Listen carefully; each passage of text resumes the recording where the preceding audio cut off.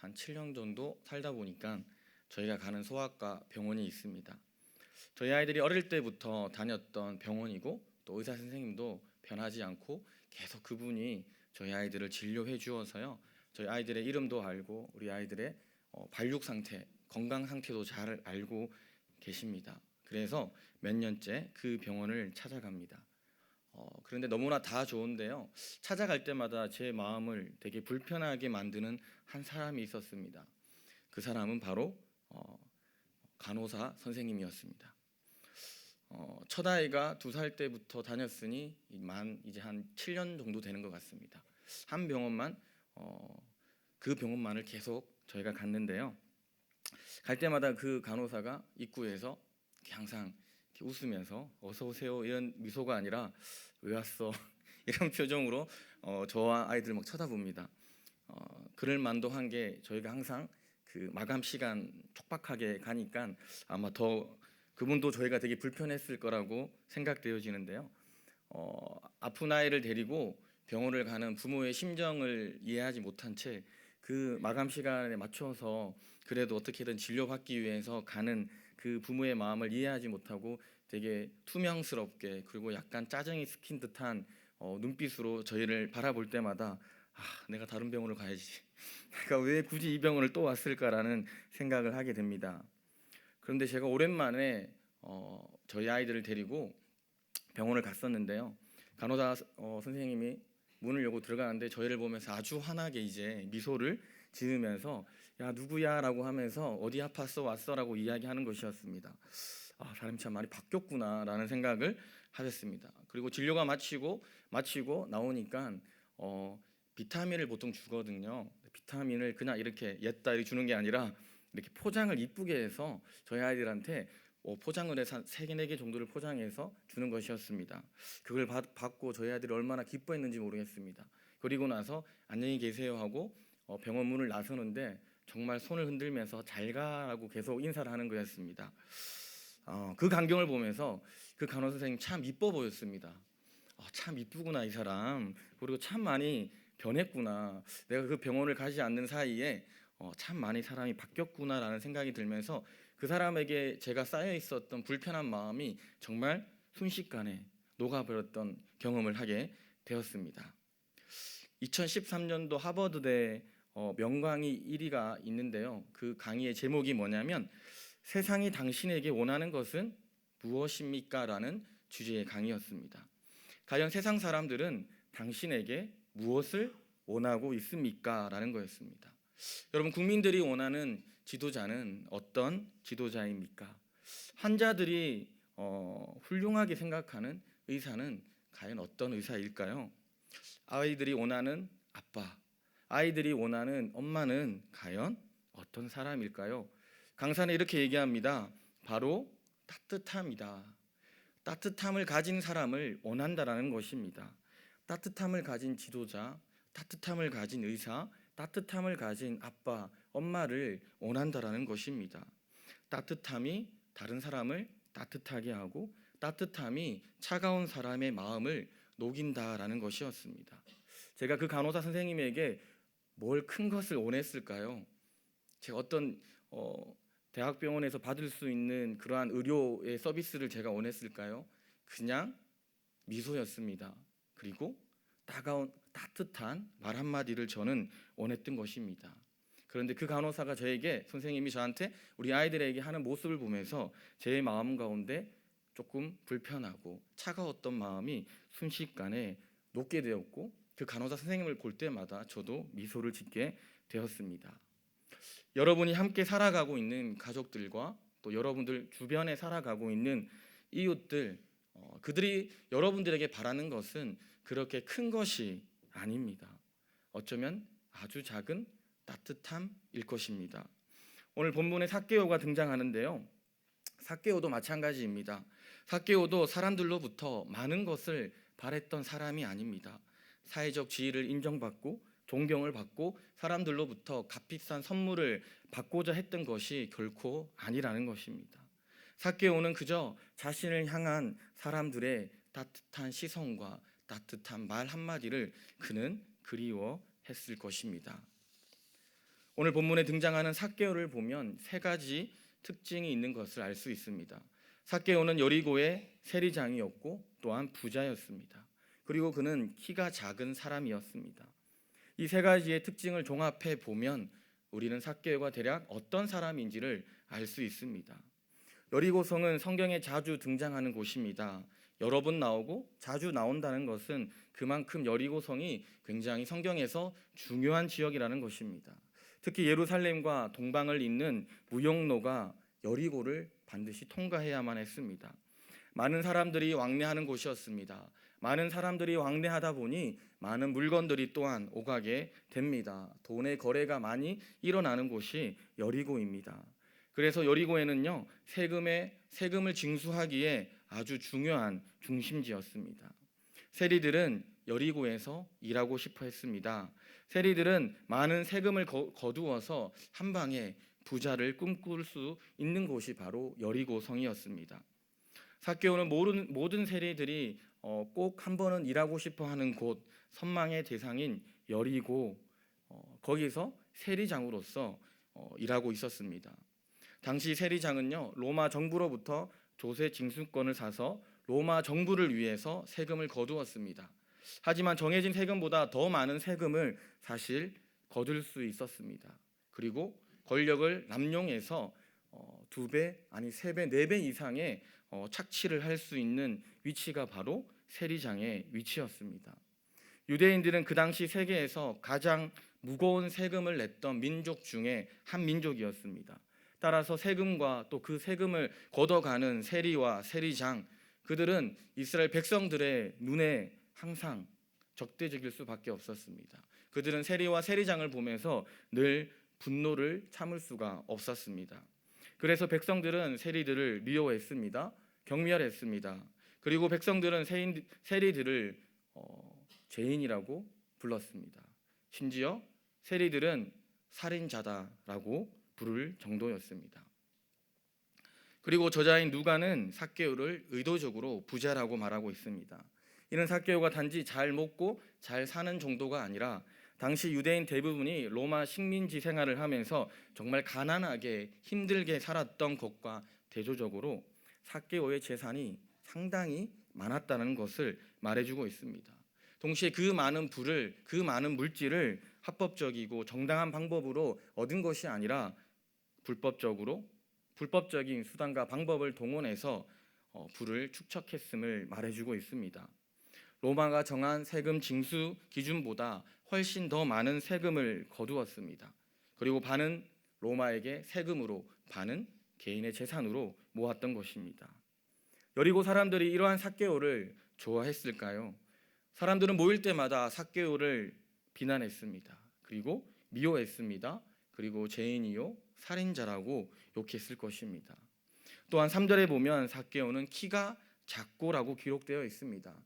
헬라어의 뜻은요, 정도 이상으로 작다라는 뜻입니다. 즉 평균보다 삭개오의 키가 작았다라는 것입니다. 요즘 말로 하면 장애를 가진 외모라는 것입니다. 예수님 당시 장애인들은 하나님으로부터 벌을 받은 자로 인식되었습니다. 장애를 가지고 있는 것도 서러운데 그 당시 그러한 장애가 자신의 죄의 대가로 하나님의 징벌을 받았다라고 사람들은 생각했습니다. 예수님 당시 이스라엘 사람들이 온전한 이스라엘 사람으로 인정받을 수 있는 것은 토라를 들고 성전 제사에 참여하는 것이었습니다. 그런데 삭개오는 키가 작은 장애를 가지고 있었기에 하나님의 성전에서 제사에 참여할 수가 없었습니다. 아마 삭개오는 아기 시절부터 부모와 주변의 가족들과 이웃들로부터 따뜻한 눈빛과 따뜻한 말을 단 한 번도 경험해 보지 못했을 가능성이 상당히 높은 사람입니다. 삭개오는 주변의 부모와 주변의 사람들로부터 차가운 시선과 늘 차가운 말을 들으면서 자랐을 것입니다. 어떠한 사람도 삭개오를 향해서 삭개오야 괜찮아, 삭개오야 넌 잘하고 있어, 삭개오야 힘내 라는 말을 건네지 않았습니다. 그렇게 삭개오는 몸이 자라고 정신이 자라면서 더욱더 차가운 사람으로 변해갔을 것입니다. 어쩌면 세리가 된 것도 여리고의 세리장이 된 것도 사람들의 이러한 차가운 시선과 차가운 말로부터 어쩌면 자신을 보호하기 위해서 정말 안간힘을 써서 세리가 되었고 또 세리장이 되었고 그리고 아주 큰 부자가 되었을 것입니다. 삭개오는 본인 스스로 그리고 당시 외부적인 사회 구조와 사람들로 인해서 그는 점점 더 차가운 사람으로 변해갔을 것입니다. 오늘 본문을 보면 이 삭개오 앞에 예수님이 등장하십니다. 오늘 본문을 보면 우리는 삭개오 앞에 등장한 예수님이 어떠한 분이신지를 우리는 알 수 있습니다. 첫 번째, 예수님의 관심은 일이 아니었고 삭개오에게 있었습니다. 예수님의 관심은 오직 한 사람 삭개오에게 있었습니다. 예수님은 지금 아주 큰 목적을 성취하기 위해서 예루살렘으로 가시던 길이었습니다. 우리가 잘 알고 있듯이 예루살렘은 예수님께서 십자가에서 죽으시기 위해서 가는 길이었습니다. 그곳에 가서 십자가에 달려서 죽으셔야만 했습니다. 죽으셔야지만 온 인류를 구원할 수 있는 아주 크고 위대한 일이었습니다. 정말 세상에 이것보다 더 크고 위대한 일 그리고 급한 일이 어디에 있겠습니까? 그런데 오늘 예수님은 이러한 일보다 더 중요하게 생각한 것이 있었는데 그것은 바로 삭개오였습니다. 예수님이 어느 지역을 가실 때 아무 이유 없이 목적 없이 들어가신 적이 없습니다. 예수님은 늘 항상 목적과 이유가 있었습니다. 오늘도 예루살렘으로 가시던 그 길에서 벗어나서 여리고 성으로 들어가신 것, 그것은 분명히 이유가 있었습니다. 왜 여리고로 들어가셨습니까? 왜 여리고에 들어가서 그분은 누구를 만나려고 그곳에 갔을까요? 예수님은 오늘 여리고성에 있는 한 사람 삭개오를 만나기 위해서, 대업을 이루기 위해서 아주 위대하고 큰 일, 미룰 수 없는 그 일을 잠시 미뤄둔 채 오늘 여리고성으로 들어가셨습니다. 당시 삭개오는 많은 사람들로부터 비난과 비판을 받는 사람이었습니다. 그런데 예수님은 십자가의 대업을 잠시 미뤄두고 오늘 삭개오 한 사람을 위해서 여리고성으로 들어가셨습니다.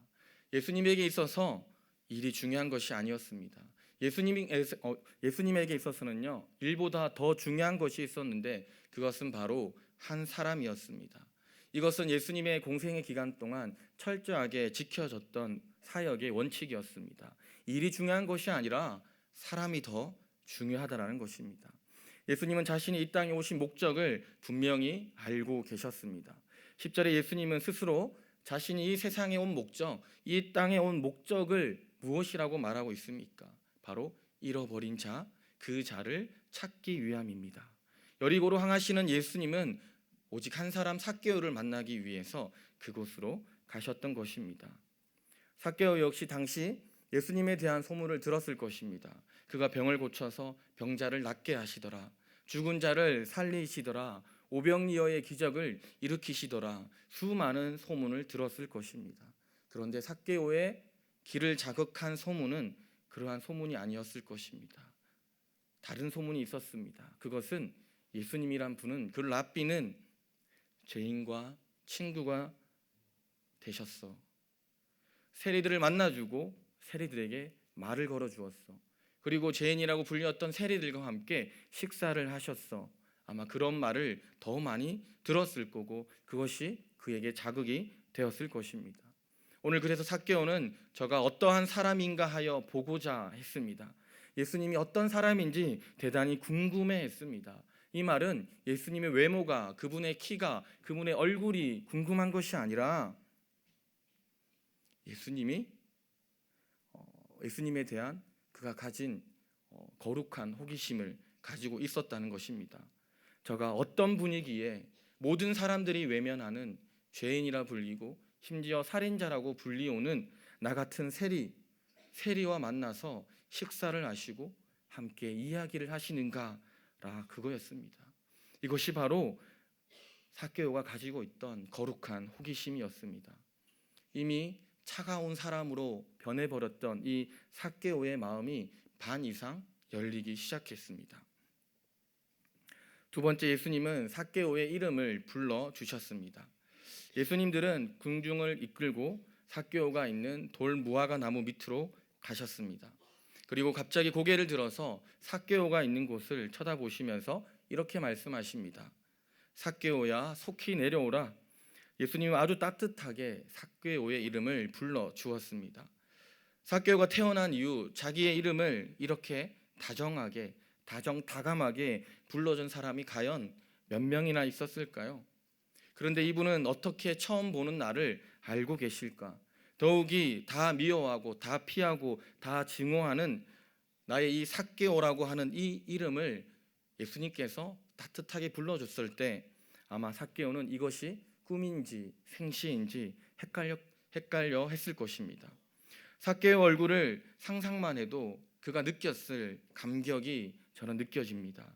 지금까지 단 한 번도 따뜻하게 자신의 이름을 불러주지 않았는데 오늘 많은 사람들로부터 존경받고 사랑받는 예수님께서 자신의 이름을 불러주었으니 그 또한 얼마나 그에게 감동이 되었을까요? 김춘수 시인의 꽃이라고 하는 시를 다들 알고 계실 것입니다. 시는 이렇게 시작합니다. 내가 그의 이름을 불러주기 전에는 그는 다만 하나의 몸짓에 지나지 않았다. 내가 그의 이름을 불러주었을 때 그는 나에게로 와서 꽃이 되었다. 세상에는 많은 사물들이 있습니다. 그러나 그 사물들이 원래부터 어떤 이름과 어떤 의미를 가지고 있는 것은 아닙니다. 이름이라고 하는 것, 우리 성도님들, 저도 그렇고 이 땅에 태어난 사람들은 아마 다 이름을 가지고 있습니다. 그런데 이 이름이라는 것은 누군가가 사물과 관계를 맺으면서 그것을 다른 것들과 구별하고자 해서 붙이는 것입니다. 이렇게 이름을 붙임으로 해서 사물과 거기에 이름을 붙인 사람 사이에 어떠한 관계가 생기고 그 관계가 곧 그들 사이에 어떠한 의미를 부여한다는 것입니다. 따라서 아직 이름이 붙여지지 않는 사물은 단순히 이름이 없는 것과 동시에 의미가 없는 존재라는 것입니다. 그것은 단지 그 자체로 존재하는 하나의 사물이다라는 것입니다. 예수님께서 삭개오의 이름을 불러주기 전에 그는 어쩌면 사물에 불과했습니다. 많은 사람들이 싫어하고 미워했던 사물이었습니다. 세상에 누구와도 관계를 맺지 못하는 또 누구에게도 의미가 없는 단순한 사물에 불과했던 것입니다. 그런데 오늘 예수님께서 삭개오야라고 이름을 불러줄 때 그때 비로소 삭개오는 의미 있는 존재가 되었습니다. 그때 비로소 삭개오는 진정한 사람이 되었고 그때 삭개오는 비로소 따뜻한 사람이 될 수 있었습니다. 세 번째, 예수님은 삭개오와 함께 하셨습니다. 삭개오와 교제를 나누셨습니다. 5절에 보면 삭개오야 속히 내려오라 내가 오늘 내 집에 유하여야 하겠다. 예수님은 삭개오의 이름을 불러줄 뿐만 아니라 오늘 집까지 함께 가자라고 말씀하십니다. 이름만 불러주어도 너무나 감격스러운데 오늘 자신의 집에서 예수님이 먹고 마시고 씻고 함께 잠을 주무시겠다라는 것입니다. 여러분, 삭개오는 얼마나 기뻤을까요? 아무도 찾아주지 않았던, 아무도 그를 반기지 않았던 그 삭개오. 그런데 오늘 예수님께서 그의 이름을 불러주시고 이름을 부르는 것만으로도 감격하고 감동할 터인데 오늘 자기와 함께 그 집에 머물겠다라고 말씀하고 있는 것입니다. 이보다 더 따뜻함이 어디에 있겠습니까? 오늘 삭개오의 이야기의 절정은 6절과 8절에 있습니다. 6절에서 삭개오는 급히 내려와 즐거워하며 영접하거늘 이라고 기록되어 있습니다. 삭개오는 즐거워했습니다. 삭개오는 즐거울 수밖에 없었습니다. 웃을 일 하나 없었던 그의 인생이 즐거워지기 시작했습니다. 기뻐지기 시작했습니다. 그리고 8절에 누구도 강요하지 않았지만 누구도 그에게 그렇게 하라고 말하고 그렇게 하라고 지시하지 않았지만 자신의 재산의 절반을 가난한 자들에게 내가 나누어 주겠다라고 말합니다. 그리고 내가 혹여나 불법으로 돈을 벌었다라고 하면 4배를 갚아서 주겠다라고 말하고 있습니다. 오늘 삭개오가 변했습니다. 그렇게 차갑던 세리장이었던 삭개오가 변했습니다. 왜 그가 변했습니까? 삭개오를 과연 변하게 한 것이 무엇입니까? 오늘 성경의 본문의 말씀을 저는 아무리 살펴보아도 삭개오를 변화시키기 위해서 예수님께서 어떠한 특별한 능력을 사용하지 않았다는 것을 저는 발견할 수 있었습니다. 예수님께서는 수많은 능력과 기적을 일으켰습니다. 병자를 고쳤습니다. 귀신을 내어 쫓았습니다. 심지어 죽은 사람도 살렸습니다. 그리고 오병이어와 같은 우리가 이해할 수도 없는 신기하고 위대한 기적들을 하셨던 분입니다. 그런데 오늘 삭개오로 하여금 변화시킨 것은 그러한 신적인 능력이 아니었다라는 것입니다. 오늘 삭개오를 변화시킬 때 예수님은 자신에게 있는 신적인 능력을 단 한 번도 사용하지 않았습니다. 오늘 예수님께서 하신 일은 차갑게 변해버린 삭개오를 만나기 위해서, 오직 그 한 사람을 만나기 위해서 여리고로 내려가셨다라는 것입니다. 그리고 삭개오의 이름을 불러주었고 그와 함께 해주셨습니다. 삭개오의 얼어붙은 차가운 마음, 그 마음을 녹이는 것은 바로 예수님의 다가오심이었고 그의 이름을 불러주심이었고 그와 함께 하심이었습니다. 바로 따뜻함이었습니다. 삭개오가 원했던 것은 다른 것이 아니었습니다. 그가 세상으로부터, 사람들로부터, 주변 사람들로부터 그가 원했던 것은 따뜻함이었습니다. 오늘 그 따뜻함이 차가운 삭개오를 녹게 만들었습니다. 그 따뜻함이 자신의 재산까지도, 자신의 소유물까지도 나눠줄 수 있는 사람으로 그를 변화시켰다라는 것입니다. 여러분, 오늘 예수님이 본문에서 어떤 사람으로 보여지십니까? 저는 오늘 본문에서 예수님은 정말 따뜻한 사람임을 저는 발견할 수 있었습니다. 그리고 예수님의 능력은 다른 것이 아니라 따뜻함이었습니다. 그 따뜻함이 삭개오를 변화시킨 것입니다. 세상 사람들이 교회에 원한 것이 과연 무엇일까요? 오늘날 세상 사람들이 그리스도인들에게 원하는 것이 과연 무엇입니까? 오늘날 우리의 이웃들이 여러분들에게, 오늘 우리 은광교회에게 바라는 것이 과연 무엇이겠습니까? 몸과 마음이 지친 사람들은 누군가를 의지하기를 원합니다.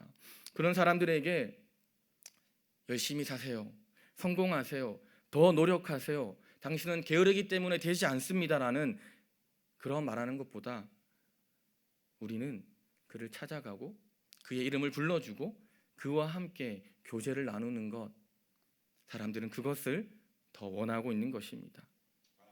따뜻한 인격 속에서 우러나오는 따뜻한 복음, 따뜻한 교회, 따뜻한 그리스도인들이 바로 세상을 변화시킵니다. 세상에서 상처받은 삭개오들이 교회로 오는 길은요, 우리의 따뜻한 미소와 따뜻한 말일 것입니다. 그 따뜻함이 우리의 능력이 되기를 원합니다. 2017년도에 새로운 우리 청년부 임원들과 함께 우리 청년부를 조금 구상을 하면서요, 우리 청년부가 과연 어떤 청년부가 되었으면 좋겠나라는 주제를 가지고 이야기를 하게 되었는데요, 임원들과 이야기를 하면서 어떻게 제 마음을 알았는지 따뜻한 공동체가 되었으면 좋겠다, 그리고 살가운 공동체가 되었으면 참 좋겠다라는 이야기를 나누었습니다. 제가 얼마나 감사하고 제가 또 얼마나 고마웠는지, 그래 내가 그거 말하고 싶었어. 그래 우리 공동체에 청년부 예배에 누가 오든 간에 어떤 사람이 오든 간에 그 사람의 마음을 녹일 수 있는 것, 그것은 우리의 따뜻함이다. 그 사람의 이름을 불러주고 그 사람과 함께 앉아주고 함께 교제를 나누는 것, 그것이 교회에 찾아오는 사람들의 그 차가운 마음을 녹이는 유일한 방법이다라고 제가 말하면서 함께 청년들과 우리 2017년도 청년부를 다시 구상하고 생각하게 되었습니다. 따뜻함이 능력입니다. 그것만이 소외당한 이들의 상한 마음을 어루만질 수 있습니다. 사람을 찾아가고 사람의 이름을 불러주고 그 사람과 함께하는 것, 그러한 공동체, 또 그러한 우리 은광교회가 되기를 기도합니다. 기도하겠습니다. 살아계신 하나님 아버지, 감사합니다. 오늘도 우리로 하여금 수요 기도회로 주님 앞에 나오게 하시니 감사합니다. 오늘 특별히 함께 나눈 말씀 가운데 주님, 이 세상의 사람들이 우리 교회를 향하여 우리 그리스도인들에게 원하는 것, 바라는 것, 그것은 다른 것이 아니라 따뜻함입니다. 그들의 이름을 불러주고 그들과 함께하고 그들과 교제를 나누는 거, 따뜻한 미소와 따뜻한 말 한마디를 사람들은 원하고 또 기대하고 있을 것입니다.